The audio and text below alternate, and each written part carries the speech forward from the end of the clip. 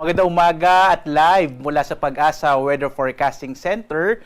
Narito ng lagay ng ating panahon ngayong araw ng Martes, July 8, 2025. Unahin muna po natin yung ating mga in-issue na thunderstorm advisory. Dito sa ating bansa ay may naka-issue na thunderstorm advisory as of 3:57 a.m. Partikular na nga dito sa may area ng NCR at karatig ng mga lalawigan. So as of 3:57 a.m. po, may mga pag-ulang nararanasan sa bahagi ng Zambales at maaari ding makaranas ng mga thunderstorms ang ilang bahagi ng Bataan, gayon din sa may bahagi ng Pampanga, Bulacan, gayon din po dito sa may Tarlac, sa may bahagi ng Cavite at sa National Capital Region. Maaari itong magtagal hanggang bandang alas 6 po na umaga. So magbibigay ulit tayo ng update. Muli po, inaanyayahan namin kayo na bisitahin itong panahon.gov.ph kung saan makikita po ninyong iba't ibang mga thunderstorm advisories at mga rainfall information sa ating buong bansa. So ito po ay nilalabas ng ating iba't ibang mga Regional Services Division sa buong Pilipinas. At sa ating latest satellite images, makikita natin patuloy pa rin yung pag-iral ng southwest monsoon o habagat sa ating bansa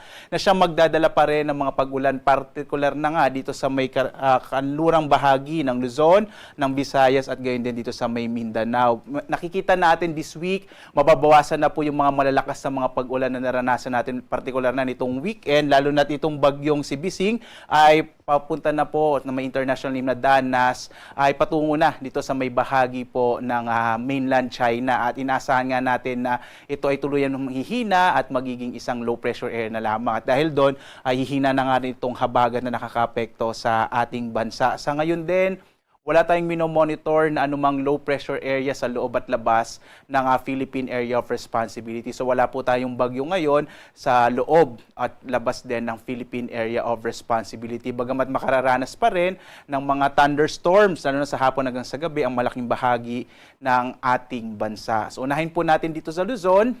Inaasahan pa rin natin ang malaking tsansa ng maulap na kalangitan na may mga kalat-kalat na mga pag-ulan, pagkinat, pagkulog. Partikular na nga dito sa may kanlurang bahagi ng Luzon, itong Ilocos Region, gayon din sa may Central Luzon. Kasama rin yung bahagi ng Batanes at Babuyan Islands, ang National Capital Region ng Metro Manila, gayon din ang Calabarzon.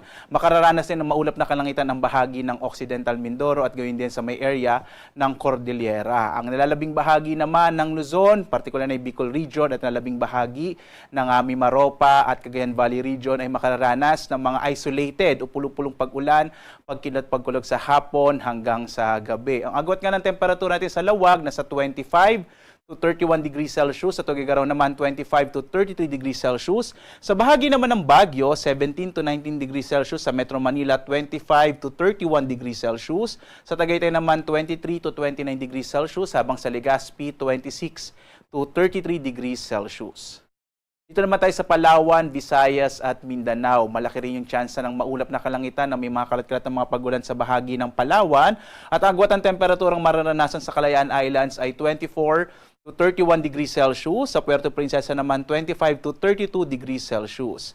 Malaki rin yung tsansa ng maulang panahon or maulap na kalangitan sa bahagi po ng Western Visayas, partikular na nga dito sa may area ng Antique at Aklan. Ang nalalabing bahagi naman ng Kabisayaan, maaari pa rin makaranas ng bahagyang maulap hanggang sa maulap na kalangitan na may mga pulupulong pag-ulan, pagkilat, pagkulog lalo na bandang hapon hanggang sa gabi. Agwat ang temperatura natin sa Iloilo, 26 to 32 degrees Celsius, sa Cebu naman 25 to 32 degrees Celsius, habang sa Tacloban 25 to 33 degrees Celsius. At dito naman sa bahagi ng Mindanao, posible rin po ang maulap na kalangitan na may mga kalat-kalat na mga pag-ulan sa bahagi ng Zamboanga Peninsula, ng Barm, at kasama din ito ang lalawigan ng Sultan Kudarat. Yan po ay dulot din ng southwest monsoon o habagat na nakakaapekto sa may kanlurang bahagi ng Mindanao. Ang lalabing bahagi naman ng Mindanao makararanas ng mas maliwalas sa panahon, pero posible pa rin po yung mga isolated o pulupulong pag-ulan, pagkilat, pagkulog sa hapon hanggang sa gabi. Kung minsan po nagiging malakas din yung mga pag-ulan, kaya iba yung pag-iingat po sa mga potential pa rin ng mga flash floods and landslides, lalo na kapag meron tayong mga severe thunderstorms. Agwat ang temperatura natin sa Zamboanga, 24 to 32 degrees Celsius. Sa Cagayan de Oro naman, 24 to 32 degrees Celsius. Habang sa Davao, 25 to 32 degrees Celsius. Sa lagay ng ating karagatan, makikita po natin nakatamtaman hanggang sa kumisay maalo na karagatan ang mararanasan, partikular na sa may hilaga at kanlurang bahagi ng Luzon, habang ang nalalabing bahagi ng ating mga baybayin ng ating bansa ay banayad hanggang sa katamtaman na magiging lagay ng karagatan. Wala po tayong nakataas na gale warning, bagamat mag-ingat pa rin po, lalong-lalo na nga dito sa may hilagang bahagi ng Luzon kung saan inaasahan natin na katamtaman kung minsan po ay maalong karagatan ang mararanasan. Lalong-lalo na po yung mga maliliit na mga sasakyang pandagat at maliliit na mga bangka.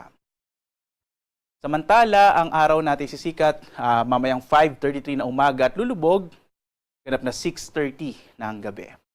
At sundan pa rin tayo sa ating iba't ibang mga social media platforms, sa X, sa Facebook, sa YouTube, at sa ating mga websites, pag-asa.doc.gov.ph at sa panahon.gov.ph kung saan makikita nga natin yung mga activations natin ng mga thunderstorm advisories at rainfall information at iba pang mga impormasyon sa lagay ng ating klima at panahon.